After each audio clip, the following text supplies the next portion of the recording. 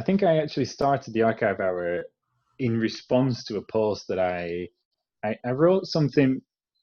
Again, it was to do with thinking about how the social media platforms are really fast moving. There's a lot of pressure from people. A lot of the themes and things that the community organizers are really great for inspiration, but there was getting to a point where there was a bit of pressure felt by people to have to produce new content for everything all the time. So I didn't want to come up with a theme, a new initiative or anything that was adding to that. And I was just thinking about the way the social media works and the way that the art itself can get lost. So you might post it, and everyone will probably have experienced this, where you can post an image one time and it does quite well, and you post something another time and it's just nothing. It gets missed, and it misses its audience. And that's not to say that the image was bad or that the artwork was bad. It's just that it didn't get its chance. It might have been at the wrong time of day. It might have just not got lucky with who retweeted it. Whatever the case. And like you said, there was that sort of self-imposed stigma that you can't share the same things twice. It's done now. That one's spent. And I absolutely disagree with that. So I wrote a post about. I called it recycling disposable art because I think people see the digital art as something that's disposable. It gets one shot and it's gone away. Whereas if you took an art gallery, they don't put something on the wall for 6 seconds and then take it down again to never be seen again. It's displayed for a long time. So I wrote that post just to discuss that concept, really. And then that is actually what led on to the archive hour, thinking, okay, let's give people a reason and an excuse to recycle and to reuse those images that you've already got, because we all have a huge archive of captures and images, some more than others. Yeah. And yeah, I thought rather than pressuring people to come up with new content, let them relax, let them bring out their old content, whether it's something that they felt was missed before or something that they just really enjoy sharing. And yeah, it's just a little place once a week. It was twice a week, actually, wasn't it? But I thought that was getting confusing because people would mix up which days it was. So it's now once a week, but for 2 hours, despite being archive hour. And yeah, it's just to encourage reuse of your work. And also I think it gets people reflecting, because I really enjoy, one of the best things about it is when I see someone who'll go, because I now give a theme, so like the recent black and white one, and you get someone saying, I didn't realize that I don't have very many black and white images. And it's that self-reflection that then can help them develop their own work, because they might see and think, yeah, you know what, that's something I don't do, or something I used to enjoy doing, maybe. And anything that a result like that is exactly what I wanted from it, really. So. You just gave the perfect example that I get all the time. I don't do enough black and white pictures. The photo mode reviews. So another great idea that I'm like, why didn't anyone started this before? But it's easy to do a photo mode review. And sorry if this comes out the wrong way. Like fast, like do a photo mode review. Here's the features and that's it. But you do them with so much care.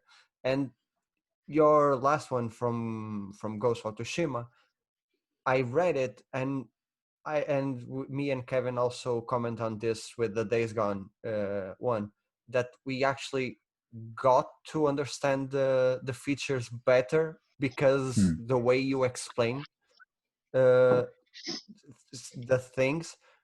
How long does it take to write one of those? Because they are really complete. Okay, so first of all, the reason I do those is basically because that's the kind of person that I am. So for anyone who doesn't know, I'm a scientist by day. So I work in I work in research in the nuclear fuel industry. Well, I work at the university, but we're contributing to new methods for recycling nuclear fuel. So a lot of what I do in the daytime is reporting. Yeah, so it's reporting in detail. So from writing in a scientific context, I'm quite used to being very analytical about things and breaking things down into the effects and the consequences, etc. So that's just really a reflection of my analytical mind, if you know what I mean. So when I get anything new, I always like to investigate it to its fullest, and really try to understand everything that it can do, because that helps me get the best out of using it. So that's exactly what I do with a new photo mode. So it seemed a fairly obvious, straightforward step to write about the photo modes. And the reason the reviews are as in depth as that is just purely that. It's just the way I approach things. And I saw that no one had ever done it. I think now you get, like you say, sort of short summary photo mode reviews, which is something I try and do with the. I did the first one was Days Gone, because I realised that it was such an enormous task to write about that photo mode that I did a first look post that I wanted to do to get that out more quickly. Because if you on the day of release, if you can put something out, then brilliant, because it's sort of on trend with it. So I do a very short one, first look or a hands-on post, and then the actual full review, which you asked how long does it take. In number of hours, I don't know, but it usually takes me around a week. So I can try and get it done for about a week after launch. And that's, again, because I've got to fit it in with work and with my family time, etc. So I was like, for Ghost of Tsushima, as soon as it launched, everyone else dives into playing straight away. I'm there taking notes, writing down what everything does. But I think the value that I try and add is that if I can break down everything into an understandable way, and the Days Gone one is a good example because it's got the simple and the advanced mode. If I can so I'm used to conveying things in the ways that other people can understand. That's something you have to do in science. It's something you have to do in lecturing. It's something you have to do with children. So I feel it's a sort of natural talent I have to be able to take something complicated and to make it methodical and understandable. So that's why I do them, and hopefully people enjoy them or find them helpful. This isn't in one of the questions that I had prepared, but do you ever get tired of writing? Like, you do it for work, you do it for fun, it's a hobby. Yeah. So fortunately with work, I spend more time doing experimental work than I do written work. Apart from right now, because the labs have reopened, but I'm still working from home, writing a paper. So ordinarily, that's okay. I'm more of an experimental scientist than a theoretical one, so that's okay. Do I get tired of writing the reviews? I'll be honest. It's difficult to get through some of them. You do get to a point where it seems as though you're trying to find different ways to write similar stuff, because I don't like repeating myself too much. So that is one difficulty that I find, that I don't just want to churn out the same descriptions, even if it has the same features. I don't just want to write exactly the same thing twice for two different games. Yeah. So I always try and make it kind of unique. So that becomes difficult. If I'm perfectly honest, the hardest thing is getting it out, and if it doesn't get much interest, because invariably, as you've said on social media, some things get seen, some things don't. And if you've spent 5 days or more writing a post and then it just kind of vanishes on Twitter, It's that's the really bit easy where to you get. feel at the Yeah, lowest. Yeah, yeah. that's where you feel at the lowest point of lack of reward, if you will. But it only takes someone to then say, thanks for this. This has really helped me do whatever it was. Or occasionally, you get sort of Ninja Theory. Actually, in fact, I wrote the Hellblade review in response to Ninja Theory contacting me to ask for some feedback on their thoughts on it. Oh, And then cool. when I put that out, they were quite appreciative of it, and they messaged me back saying, "Thanks for this. We're going to forward it on to the team," and stuff like that. You think, perfect. That's exactly So that the means the sort of. photo mode on the sequel will be even better. Of course it will. Yeah. Yeah. That I was a bit disappointed to see them being bought by Microsoft. Yeah, Um, I know. just, I mean, it'll be on PC, I should imagine. So, but yeah, I don't think there'll be many people buying both of the next gen consoles I cost was wise. hoping So I that. was hoping to get it as a launch title. They said that the launch titles won't be exclusive to the new console. I don't know why they will do it, but they will be backwards compatible with the Xbox. Which one is it? Xbox One. One. Yeah. So my nephew has an Xbox, and I was like, okay, I will get it for. I don't have the new console, but now I need it because it's only in 2021 at most. Mm, It's going to be a hard yeah. game, Well, but it's the game that probably will get me to buy an Xbox to play. I mean, if it's on PC, because I've recently upgraded this PC to something that can actually play games. Yeah, I don't play PC games at all. It's just something I've never been into. But I, the Hellblade sequel is certainly something I would I would do that for. Yeah. What about you? Started now with the tips on Twitter with Ghost of Yeah. Tsushima, if I'm not wrong, mistaken. You didn't do Mm-mm. with any game before it. I did it with The Last of Us. Um, I did about 15 posts. I wrote the blog post first for The Last of Us, and then I thought, same thing as always. That's you're putting it out once, and then it's gone. And I thought, right, let's think of a different way to convey the stuff that's been written on the blog to get it out into social media. So yeah, I did exactly the same thing with The Last of Us Part Two, where I just put each tip individually into a tweet. Um, Sorry, I interrupted the question, didn't I? No, that was the What? question. So you answered.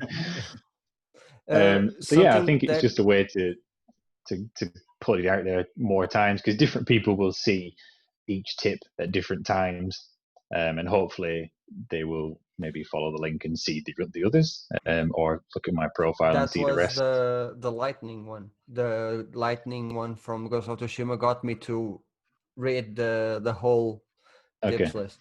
I missed the Last of Us. If I can give you one tip, Twitter doesn't like external links. links. Yes, I've It's learned that. I've learned that the hard way. Why didn't you tell me this a year ago? well, because I started the YouTube less than a month ago. No, I've noticed exactly that, and it's something I've been looking into myself. Because you see in the analytics, right? And I'm not talking number of likes because number of likes doesn't matter. Yeah. That's just a popularity at the time. But what I look at is number of impressions Yep. because that's how many times that post could have been seen. And if you see a huge number of impressions and low number of interactions, you think, okay, they didn't like the post. That's fine.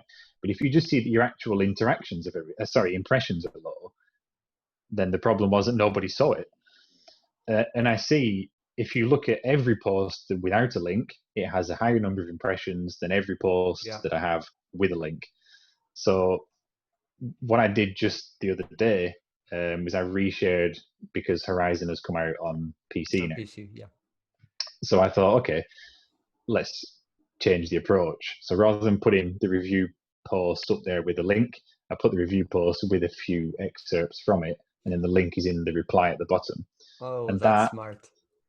that had more impressions, like 5 times more impressions than the one that I'd posted of just the direct link. So yeah, Yeah, good tip. I was Don't talking. post links. I was talking with Fire Scorpio. He has I think 16K on Instagram, and after 10K you can do the swipe up to go to this page. Oh, okay. And he said the same thing. Instagram doesn't like to show that part. People don't swipe up. People don't do that. So Instagram immediately throws your story under the others. It's sad that they don't. It is. They don't want you to promote your stuff elsewhere. It limits people. It is a shame. I noticed. I mean, Fire Scorpio's stuff. I know he's on Twitter now, so it's because I don't think I have the sort of space in my head to deal with multiple social media platforms at once. Hence why my Instagram is just the little mosaic. You know, I deleted everything and I've made it into the mosaic thing so that it's a pretty presence, but I'm not active at all on there. So it's good to see Fire Scorpio on Twitter now because I now can see more of his stuff. His posts are brilliant. Yeah, I also gave up on Instagram. I go there, I post the Last of Us pictures that I post on Twitter, and I leave. I don't come back until the next day. Well, the quality's so bad anyway. Yeah. So, you know, you go out your way to get things at the highest quality possible. You post it on Instagram and it gets horrible sharpening effects. It gets compressed. They're insistent on this square crop. They changed that. Now you can do landscape, and in your profile shows landscape, but when you click it, it's open. Yeah, and the same with portraits. So they are changing, but to image sharing social media, it's really strange that they have such a bad compression. It's because it's just all about phone users, really, isn't it? It's all about speed of access rather than quality. But that's the purpose of the platform, so that's fine. That was it. You were actually the first guest to answer all the questions. Really? Yeah, because I knew that these questions were going to be like the question itself was going to be short, like newsletter, blog, and it will be enough to have us talking a lot. So that was it. Thank you so much for accepting once again. I really enjoyed. No problem. Thanks for having me. To you guys. Thank you so much for watching until the end, and I will see you all next week. Bye. Bye.